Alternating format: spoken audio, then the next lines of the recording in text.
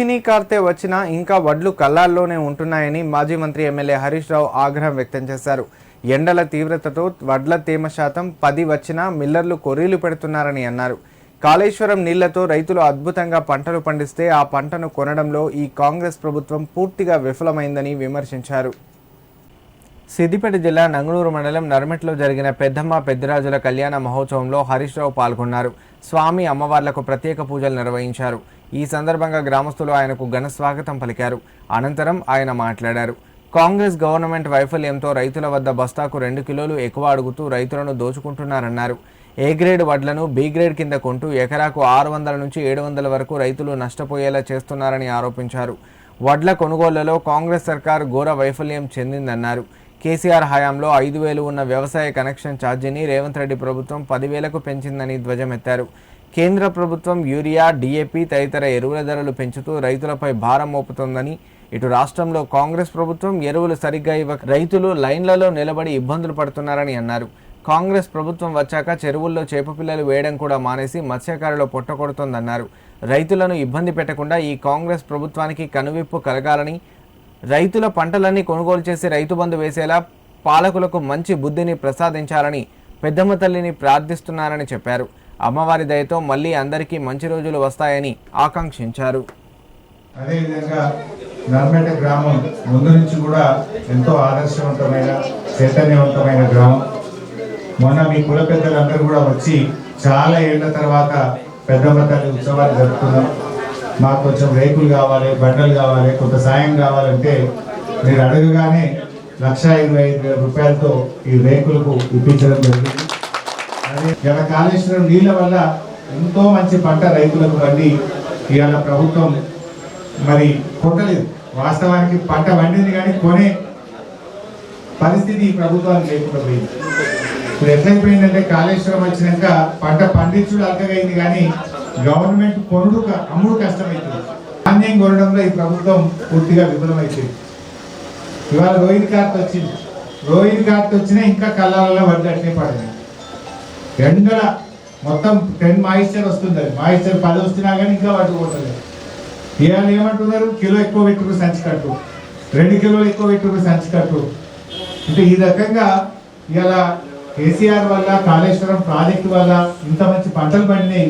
కానీ ఈ ప్రభుత్వం ఆ పంటలు కొనకుండా, రైతు బంధు వేయకుండా, ఎరువు బస్తాలు ఇవ్వకుండా రైతులను ఇబ్బంది పెడుతున్న పరిస్థితి. నేను అమ్మవారిని ప్రార్థిస్తా ఉన్నా, ఇప్పటికన్నా ఈ ప్రభుత్వానికి కనునిప్పు కలిగించి ఈ ప్రభుత్వం రైతులను ఇబ్బంది పెట్టకుండా రైతు బంధు వేయాలని, పంటలన్నీ కొనాలని, రైతులను ఇబ్బంది పెట్టొద్దని అమ్మవారిని నేను ప్రార్థిస్తా ఉన్నా. ఇప్పుడు మళ్ళీ ఎరువుల ధరలు పెంచిందట, ఇప్పుడు యూరియా పెంచిందట, డిఏపి పెంచుతారట. ఇవాళ ఫర్టిలైజర్ ధరలు మళ్ళీ ఇప్పుడు కేంద్ర ప్రభుత్వం బీజేపీ పెంచుతుందట. అటు యూరియా ధరలు పెంచుడు, లైన్లలో పెట్టి తిప్పలు పెట్టుడు, ఏది చూసినా చక్కగా లేని పరిస్థితి వచ్చింది. అప్పుడు కొత్తగా వ్యవసాయ కనెక్షన్ కావాలంటే 5,000 పెడితే మన గవర్నమెంట్ కనెక్షన్ ఇచ్చాం. ఇప్పుడు దాన్ని 10,000 చేసింది. అగ్రికల్చర్ కనెక్షన్ మన గవర్నమెంట్ 5,000 పెడితేనే కనెక్షన్ ఇస్తుంది. ఇప్పుడు ఈ గవర్నమెంట్ వచ్చినాక దాన్ని 10,000 చేసింది. కొత్తగా ఎవరైనా బాయికి కరెంట్ కనెక్షన్ కావాలంటే దాన్ని డీడీ 10,000 చేసింది. ఇప్పుడు డబుల్ చేసింది. 9,900 నేను పెట్టావా ఎంత, 9,700 900 డబుల్ చేసింది. అప్పుడంతా 5,000 ఉండే, ఇప్పుడు డబుల్ అయింది, 10,000 చేసింది. ఏది చూసినా ఇబ్బంది ఉంది. ఎరువులకు ఇబ్బంది ఏముంది, విద్యుత్తుకి ఇబ్బంది ఏమున్నది, పంటలు కొనాలంటే ఇబ్బంది ఏమున్నది. ఇప్పుడు ఎరువుల ధరలు కూడా పెంచారు. ఎరువుల ధరలు పెంచుతున్నారు, ఆ ఎరువులు చక్కగా ఇయ్యరు. ఈ రకంగా ఇంకా ఓటీపీల కథ పెట్టింది ఈ మధ్యలో. ఏదైనా కూడా ఇవాళ ఏ గ్రేడ్లో కొనాల్సిన వాటిని బి గ్రేడ్ కొడుతున్నారు. అట్లా కూడా ఎకరానికి 600-700 రూపాయలు రైతులు నష్టపోతున్నారు. చేప పిల్లలు కుడతలేరు, మా బాబు యాద చెప్తున్నాడు. 2 ఏళ్ళు ఆ చేప పిల్లలు పడ్డాయి. కేసీఆర్ ఉన్నప్పుడు ఏడాది చేప పిల్లలు పడ్డాయి. మీ చెరువు ఫస్ట్ మాత్రం చూపించిన వెళ్తుందో లేదు. కాళేశ్వరం నీళ్ళని ఎండాకాలంలో వచ్చి జలహారతి పట్టిన మేమే వెళ్తుందా. బ్రహ్మం గారు కూడా చెప్పలే, ఎండాకాలంలో మత్తలు దూకుతాయని బ్రహ్మం గారు కాలజ్ఞానంలో కూడా చెప్పలేదు. కానీ మన మత్తలు చూపించిన ఎండాకాలంలో చూపిందా లేదా. మనమే వచ్చి ఫస్ట్ నర్మేట చెరువు నింపి ఈయనే జలహారతి చేసినాం. కాళేశ్వరం జలాలు మీకు భోజనాలు పెట్టినాం. నాగసముద్రాలు సో అట్లా చేసినాం. కానీ ఈ గవర్నమెంట్ వచ్చినాక చేప పిల్లలు కూడా పడలేదు. ఇప్పుడు 2 ఏళ్ళే చేప పిల్లలు పడ్డారు. మనం ఉండగా ప్రతి ఏడాది టైం మీద తెచ్చి చేప పిల్లలు పోతాం. ఇప్పుడు అవి కూడా పోయినాయి. మనం వలలు ఇచ్చినాం, లూకాలు ఇచ్చినాం, వలలు లేవు, లూనలు లేవు, చేపలు లేవు. ఒకటి అట్లా ఇబ్బందులు వస్తూ ఉన్నాయి. సరే, అమ్మవారి దయ ఉంటుంది, తప్పకుండా మళ్ళీ మంచి రోజులు వస్తాయి.